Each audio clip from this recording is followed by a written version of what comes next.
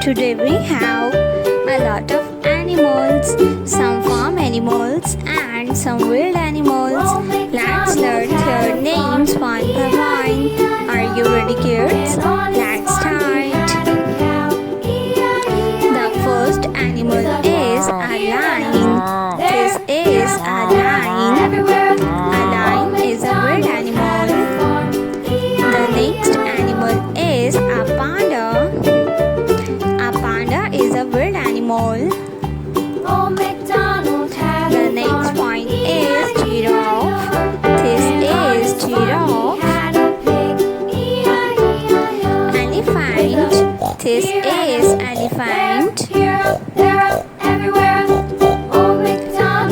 hippo. This is an hippopotamus. The next animal is a horse. A horse is a